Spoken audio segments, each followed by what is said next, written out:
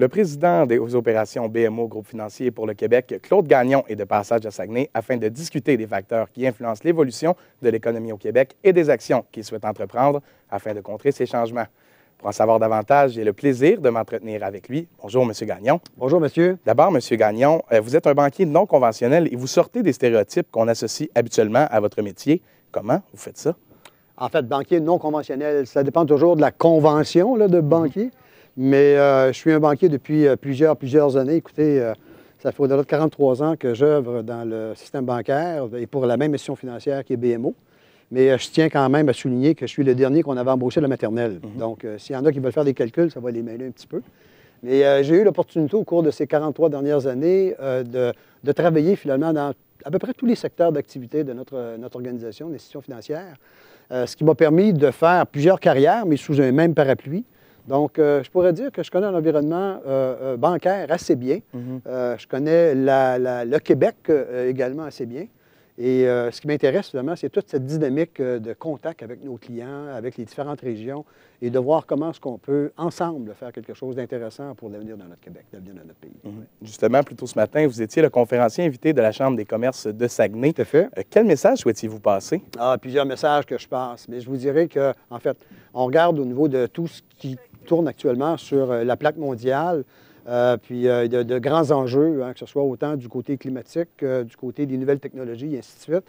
Mais s'il y en a un particulier qui m'intéresse, moi, c'est l'enjeu de l'engagement citoyen. Parce que, dans un premier temps, je pense qu'on doit être à l'écoute de ce qui se passe autour de nous, ce qui se passe non seulement autour de nous, mais ce qui se passe sur l'ensemble de la planète.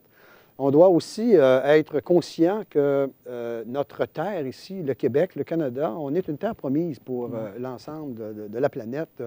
On a à peu près tout ce que les autres n'ont pas, hein, que ce soit l'espace, que ce soit le climatique, que ce soit le géopolitique, que ce soit de l'eau en quantité, l'énergie renouvelable, les matières premières dans notre sol, et puis comparativement à bien d'autres terres qui peinent là, à garder ce qu'ils ont. Fait que je pense qu'il faut en être conscient, puis il faut se préparer à ce grand changement là, qui se fait de façon de plus en plus rapide. Et justement, vous constatez un déclin de l'implication citoyenne. Comment croyez-vous contrer cette baisse? Bien, je pense qu'on peut contrer cette baisse-là en fait, j'allais dire en éduquant nos jeunes. C'est pas le vrai terme, c'est pas la perspective que j'ai non plus. C'est en les intéressant et en les écoutant. Donc, on a, puis écoutez, moi, j'ai passé l'âge de 60 ans, j'ai été jeune aussi, puis je me rappelle de la fougue que je pouvais avoir quand j'étais plus jeune. Puis je peux comprendre aussi le désintéressement des jeunes, des fois à l'égard de certains comportements ou certaines perspectives et tout. Mais je pense qu'on a à apprendre énormément des jeunes. Les jeunes ont à apprendre également de nous.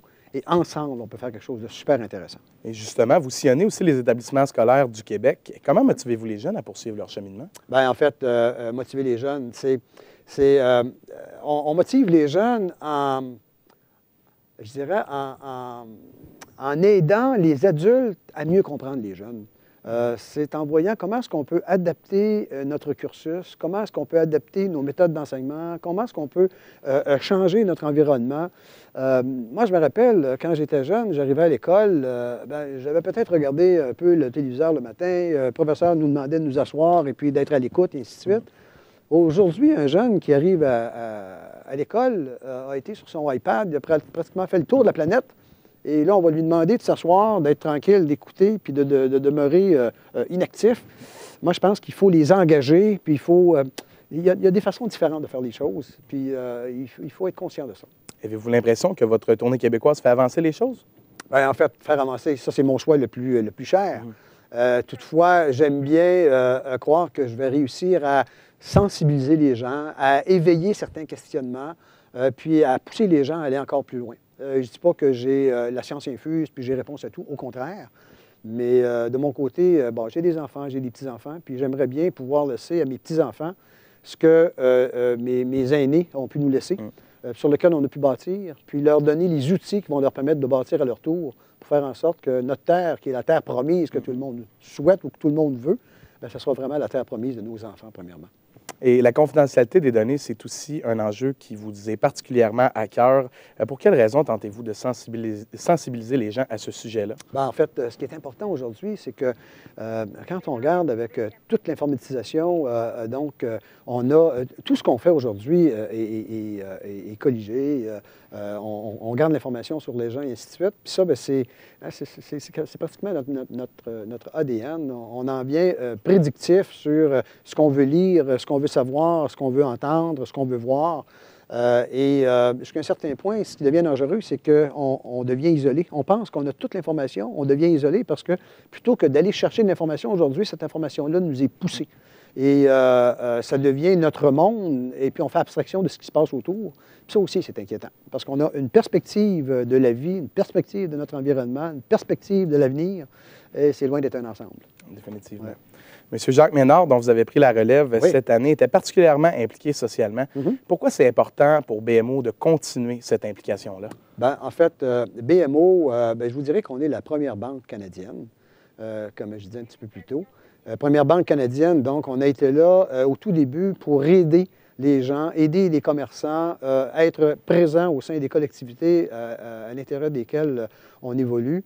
Et puis, en fait, d'être là, préoccupé, être à l'écoute, bien, encore une fois, c'est de s'assurer qu'on va bien comprendre, qu'on va bien, on va bien pouvoir assimiler l'information, les besoins des gens. Puis, dans les écoles, c'est la même chose, c'est la relève.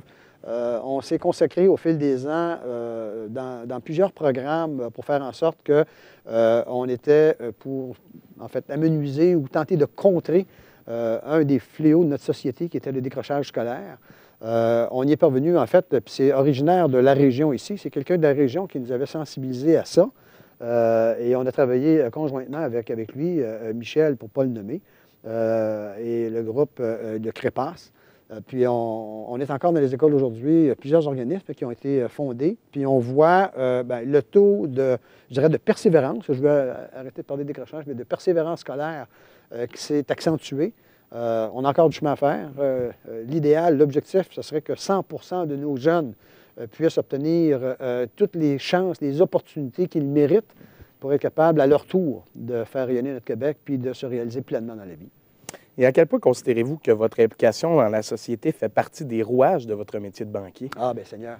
C'est quand on regarde une institution financière, au tout début, les 7 marchands qui se sont mis ensemble pour former cette banque-là, bien, c'était pour faire en sorte qu'il y avait un meilleur pouvoir de négociation, un meilleur pouvoir d'achat.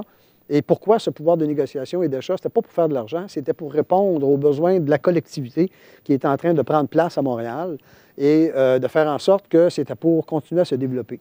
Donc, de notre côté, chez BMO, c'est ça.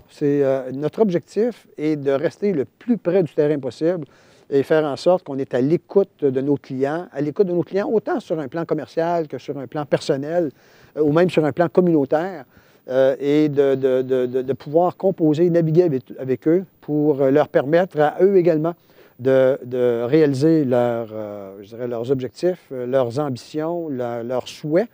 Et puis en même temps, nous, ça nous permet d'apprendre, puis ça nous permet d'évoluer.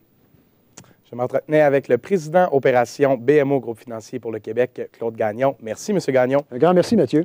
Mesdames, Messieurs, au revoir.